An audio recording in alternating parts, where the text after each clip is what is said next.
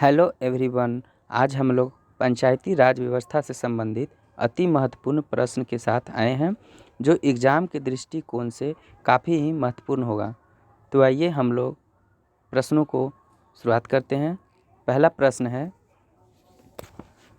भारत में पंचायती राज शब्द का अभिप्राय ग्रामीण स्थानीय स्वशासन पद्धति से है। 1882 ईस्वी में लॉर्ड रिपन ने सर्वप्रथम स्थानीय स्वशासन व्यवस्था का सुझाव दिया था। लॉर्ड रिपन को स्थानीय स्वशासन का जनक या पिता कहा जाता है। स्थानीय स्वशासन को लोकतंत्र की पाठशाला लॉर्ड ब्राइस ने कहा था। भारत में पंचायती राज व्यवस्था पूर्व सोवियत संघ से प्रेरित है। पंचायती राज लोकतांत्रिक विकेंद्रीकरण पर आधारित है, जिसका मुख्य उद्देश्य जनता को प्रशासन में भागीदारी योग्य बनाना है। लोकतांत्रिक विकेंद्रीकरण का सुझाव बलवंत राय मेहता द्वारा दिया गया था। भारत में ग्रामीण जनता के स्तर में वृद्धि के लिए के.एम. मुंशी समिति के सिफारिश पर 2 अक्टूबर 1952 को समुदायी विकास कार्यक्रम शुरू किया गया था। इस कार्यक्रम के मूल्यांकन के लिए बलवंत राय मेहता समिति बनाई गई थी। बलवंत राय मेहता को भारत के पंचायती राज व्यवस्था का वास्तुकार कहा जाता है। पंचायती राज राज्य सूची का विषय है।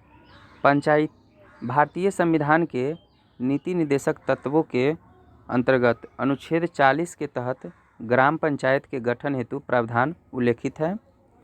73वां संविधान संशोधन 1992 द्वारा पंचायतों को संवैधानिक दर्जा प्रदान किया गया है।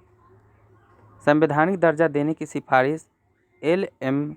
सिंघवी समिति 1986 तथा पी.के. थुंगन समिति 1988 ने की थी। भारत में सर्वप्रथम पंचायती राज व्यवस्था जो त्रिस्तरीय था की शुरुआत 2 अक्टूबर 1959 ईस्वी को प्रधानमंत्री जवाहरलाल नेहरू द्वारा राजस्थान के नागौर जिला में हुआ था।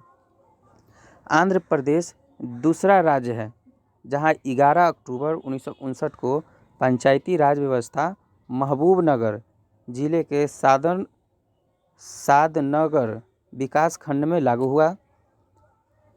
73वां संविधान संशोधन 1992 द्वारा संविधान के भाग 9 के अंतर्गत अनुच्छेद 243 के क से न तक 11वीं अनुसूची के तहत पंचायती राज व्यवस्था की गई है। 11वीं अनुसूची में कुल 29 विषयों कार्य क्षेत्र का उल्लेख है, जिन पर पंचायतों को विधि बनाने की शक्ति प्रदान की गई है। 73वां संविधान संशोधन अधिनियम पंचायती राज अधिनियम से संबंधित है, जो 24 अप्रैल 1993 को पूरे देश में लागू हुआ। इसलिए 24 अप्रैल को पंचायत दिवस के रूप में मनाया जाता है। 73वां संविधान संशोधन के बाद पंचायत चुनाव कराने वाला पहला राज्य मध्य प्रदेश है। वर्तमान में भारत में पंचायती राज व्यवस्था की संरचना त्रिस्तरीय है। त्रिस्तरीय पंचायती राज की सिफारिश बलवंत राय मेहता समिति 1957 ने की थी। पंचायती राज व्यवस्था के 3 स्तरीय प्रणाली के अंतर्गत ग्राम स्तर पर ग्राम पंचायत, प्रखंड स्तर पर पंचायत समिति तथा जिला स्तर पर जिला परिषद आती है। सभी पंचायतों का कार्यकाल 5 वर्ष निर्धारित किया गया है, जिनका चुनाव कराने हेतु निर्णय राज्य सरकार द्वारा लिया जाता है। पंचायत भंग होने पर पुनः निर्वाचन 6 माह के अंदर शेष अवधि के लिए होता है।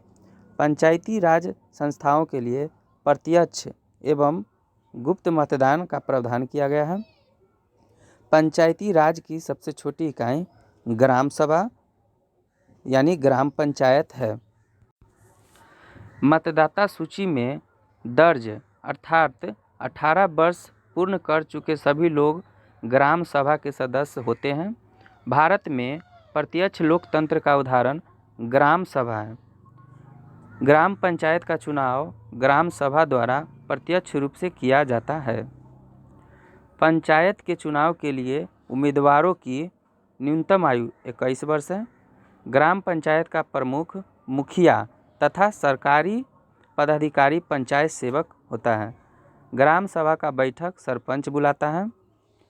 सरपंच को उसके कार्यकाल के 2 वर्ष बाद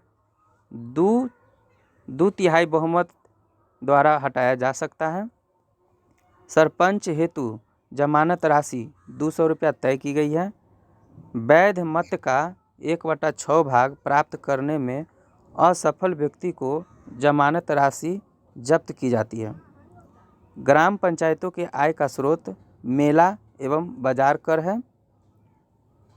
पंचायती व्यवस्था के अंतर्गत अनुच्छेद 243 के घ के तहत महिलाओं के लिए 1/3 अर्थात 33% आरक्षण की व्यवस्था है।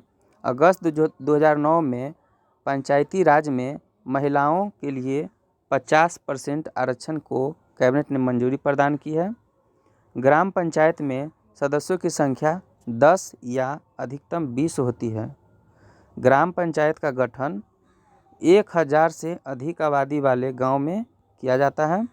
ब्लॉक यानी खंड स्तर पर पंचायत समिति एक प्रशासनिक प्राधिकरण है। पंचायत समिति ग्राम पंचायत एवं जिला के मध्य संपर्क स्थापित करता है। पंचायत समिति के प्रमुख विभिन्न राज्यों में प्रमुख, चेयरमैन, प्रधान आदि कहलाता है। पंचायत समिति का सचिव प्रखंड विकास पदाधिकारी यानी BDO होता है। ब्लॉक और जिला स्तर पर अध्यक्षों का निर्वाचन अप्रत्यक्ष रूप से होता है। ग्राम पंचायत के बैठक के लिए 1/3 सदस्यों को उपस्थित होना अनिवार्य होता है। पंचायती राज की सबसे बड़ी संस्था जिला परिषद होती है, जिसका चेयरमैन जिला अधिकारी होता है। जिला परिषद का मुख्य कार्य समन्वय एवं पर्यवेक्षण है। स्थानीय सांसद और विधायक जिला परिषद के पदेन सदस्य होते हैं।